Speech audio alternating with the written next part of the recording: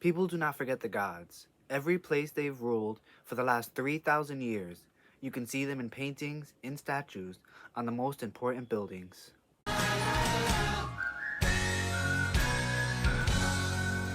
I am Jam, welcome to my channel, and we are here to briefly discuss Percy Jackson and the Olympians. I am very excited for this little project that I'm working on because I'm a big fan of Percy Jackson. It was the first series that really got me into reading. Like, I'm even wearing the Camp Half-Blood sweater. 19 years ago, Rick Riordan changed the world when he published a book inspired by the stories he would tell his own son about a special boy who just so happened to be neurodivergent.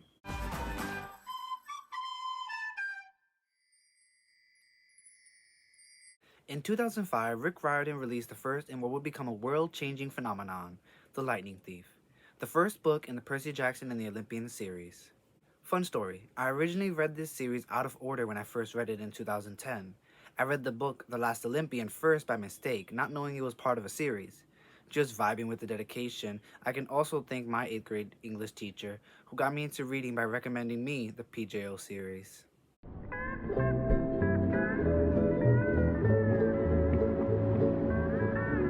The story follows our titular protagonist Percy Jackson as he learns about himself, his heritage, and makes friends and allies along the way.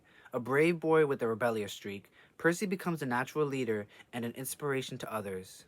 We also have Annabeth Chase, a curious, smart, and brave girl who struggles with her own fears and flaws.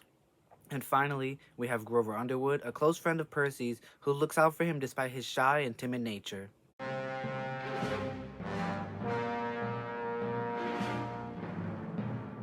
The Greek gods follow the flame of Western civilization, which began in ancient Greece. The gods went next to Rome. They've been to Spain, Germany, England, France, and now they reside in America. There have been many famous children of the gods throughout history, like Harriet Tubman, daughter of Hermes, Amelia Earhart, daughter of Zeus, Edward Teach, aka Blackbeard, son of Ares, and many, many more. The same way that the flame moved west, the gods moved with it, as well as mythological locations tended to drift as well. So you have Olympus at the top of the Empire State Building, and you have the underworld, which is located in Los Angeles. The Greek world is split into three basic realms: the mortal realm, where mortals and demigods live; Olympus, where the gods live and reside, and where the Olympians rule from. Then there is the underworld, ruled over by Hades, where the dead go. The underworld itself is split into sections as well.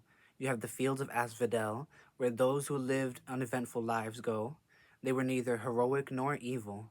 Then you have the fields of punishment. That's where the evil dead go, where they receive consequences for their actions while alive. Then there is Elysium, where the heroic dead go, and those who get Elysium 3 times, they can go to the Isle of the Blessed. There's also Tartarus for the truly monsters to be sent to as well, like the Titans and stuff.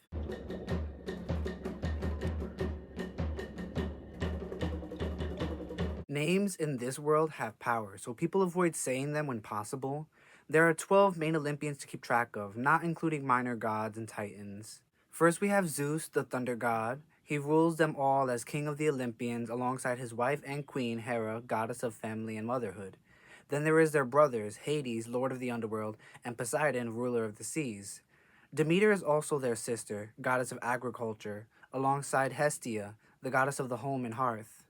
There's also Ares, god of war, Aphrodite, goddess of love, Apollo and Artemis, twin gods of archery, Hermes, the god of travel and thieves, Hephaestus, god of blacksmiths, Athena, goddess of wisdom and war, and Dionysus, the god of wine and madness. So the gods all together sit on a council that is ruled over by Zeus, who usually hands out the final verdict on whatever they're meeting about or whatever they're discussing.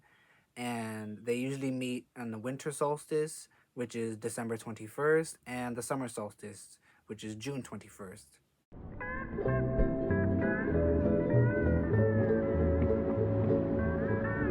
Long ago, Gaia and Uranus ruled the world before birthing the Titans, who took over after Kronos killed his own father, Uranus. Kronos then became ruler, but he was tyrannical. Tyrannical? Tyrannical? Whatever. Jailing his siblings, the Cyclopses, and the Hundred-Handed Ones. And to avoid the chance of his own children, the gods, supplanting him, he swallowed them all. Hestia, Demeter, Hera, Hades, Poseidon. But Zeus escaped this punishment thanks to the cleverness of his mother Rhea. She hid him away until he was old enough to face his father and free the gods and those trapped in Tartarus. Zeus killed Kronos, chopping him to pieces with his own weapon and trapping him in Tartarus. And with that, Zeus became ruler of the universe, king of the gods. There are many more important Greek mythological stories that we will encounter, but this is the main one that really is focused on throughout the entire series, and it will come up again and again and again.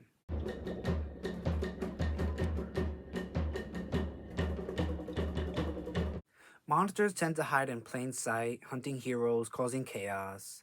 They're hidden by the mist, a magical barrier that prevents mortals from seeing what's really going on, as are all magical things, and they can smell demigods as they get older. Demigods have a particular smell that monsters can pick up on. Demigods are also trained to fight monsters like gorgons and giants and stuff. All monsters descend from Typhon, who the gods fought and trapped under a mountain, and Echidna, the mother of all monsters. Monsters can truly look like anything. They can be disguised as animals, or they can be invisible, or they can just look like an actual person going about their day.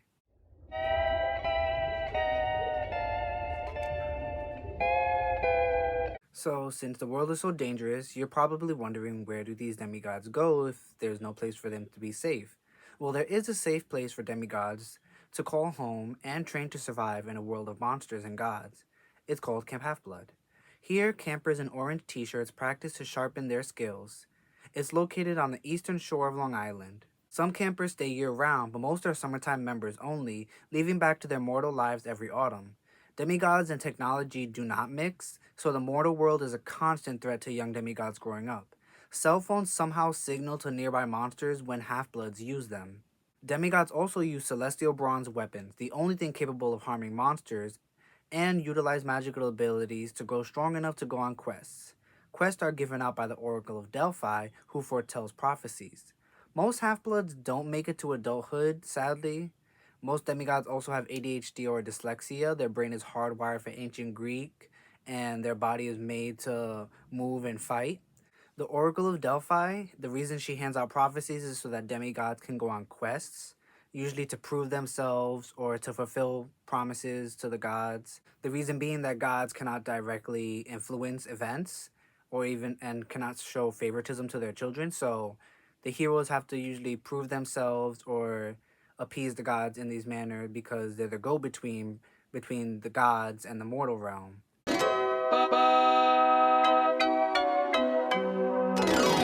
So this time around, I will be reading Percy Jackson and the Olympians, my first time in 14 years.